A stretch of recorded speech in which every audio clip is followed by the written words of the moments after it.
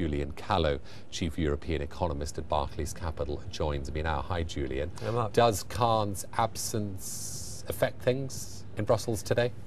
It's bound to have some effect, I would imagine, because after all, he was due to be at the meetings.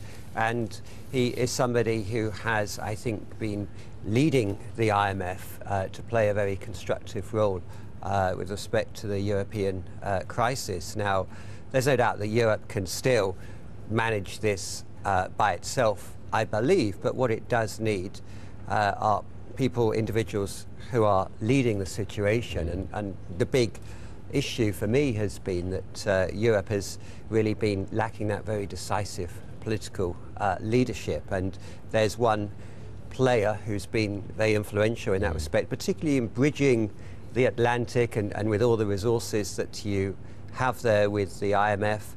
It's many economists are financing it has, and that particular player won't be around at the current time. Now, the IMF is, of course, a very, very large organisation. John Lipsky is now the acting MD. Many of the decisions, by far the majority of the decisions, will ultimately be, of course, established by committees along certain procedures.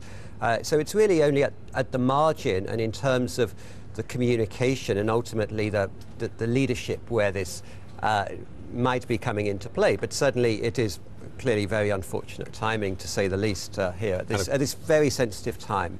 It comes at a time when investors are asking the question, what's going to happen with Greece?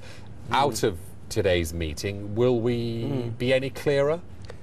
I doubt we'll be any clearer out of today's meeting, to be honest, because we still have the IMF mission conducting its regular review of the situation in Greece. The big issue you've got is, as we know, that the plans from May of last year were based on the view that you would have Greece returning to the financial markets and raising around 25 billion euros in 2012. And that doesn't seem at all practical or likely to be happening, so there is a funding gap.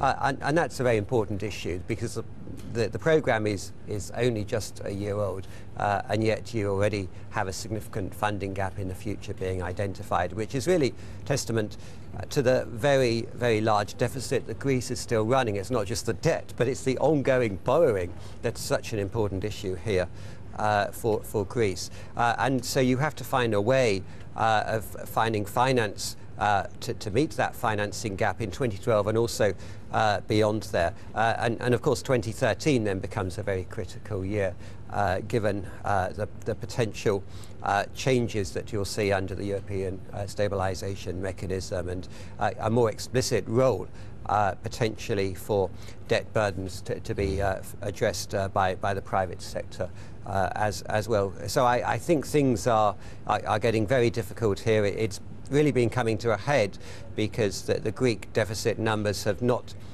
been working out the way people were envisaging for last year and then in the first few months of this year. The only glimmer of hope was that Greek GDP did rise, surprisingly, yes, it did, yeah, in Q1.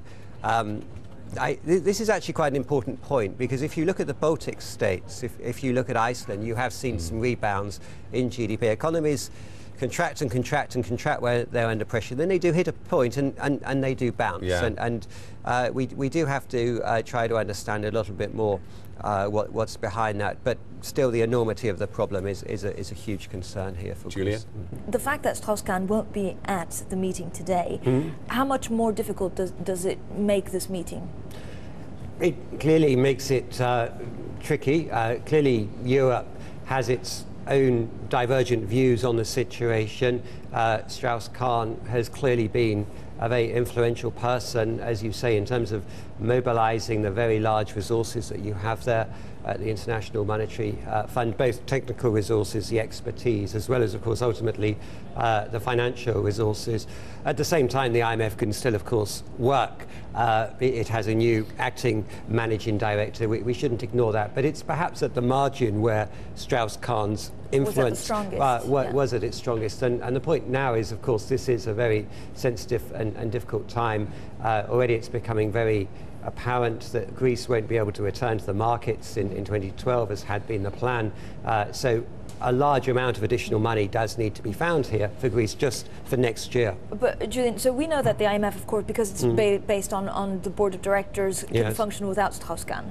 What we understand, of course, he is the guy that was negotiating in the background to try and you know, get the European leaders to get along and to agree to something. Can they still agree on something, if not today, in the next couple of weeks, if Strauss-Kahn is out of the picture? I think clearly they can, and they will have to step up to their responsibilities to do so. And a lot is really going to hinge on the kind of leadership that can be demonstrated here by Chancellor Merkel and President Sarkozy. Certainly we would expect them to come up with new arrangements, and ultimately they have to find some additional financing here. And I think that the more that they can demonstrate leadership at this particular time, then obviously the better here, because then they can influence the IMF and they can influence the United States and influence Asia by demonstrating leadership. But the time has really come to show really that they are speaking with one very clear voice and let the rest of the world know exactly what they're doing. Economists come on every month and say that, and so far we've had these tentative responses from the EU leaders. Julian, what is the one thing that we need in the next 2 days? Do we need a kind of blueprint of what's going on next? Do they need today to say we want some kind of restructuring for Greece? Oh, I think if they talk about restructuring for Greece, this is again at a very sensitive time for the markets. I mean, let's face it, we're getting a few signs that the global economy is starting to soften a little bit. Commodity markets particularly under pressure there. There are some sensitivities lurking still out there in the financial sector. If you were to announce a restructuring of Greece, I think this would be very, very difficult for the financial market. So I think it's just going to be a question of finding words and deeds that enable them to kick the can a bit further down the road. Something like we're here to support Greece and in every endeavour, or something like that, which would mean that they're open to talks about either renegotiating loans or extra help. Well, I think as well what's very decisive is if Greece can actually come up and show that it's serious about privatisation and selling off state assets, state land here. Potentially, you know, the 50 billion is a lot, but Greece needs to also meet its obligations here, and that will enable, I think, Europe to feel it can commit more money to Greece here. Now, Julian, what we are also expecting today is actually Italy to put its candidate forward for the ECB presidency, Mario Draghi. Is he the right man for the job? Most definitely he is the right man for the job. Because there's no one else? Or he's well, there are others, of course, but I mean, if you just look at Draghi's background, MIT-educated economist, academic economist, worked at the Italian Treasury at the time of the ERM crisis, at a time when Italy had its own major fiscal crisis. Many lessons, much experience acquired through all of that. He's got some private sector experience as well at the Bank of Italia. My impression is that he's made the organisation more independent. He's given it a stronger voice, both in the Italian public debate and in the international debate. And lastly, he's been chairman as well of the Financial Stability Forum. So he's got tremendous expertise, all the right skills, really, that are needed for this vital position in Europe. Julian, thank you. Julian Callow there.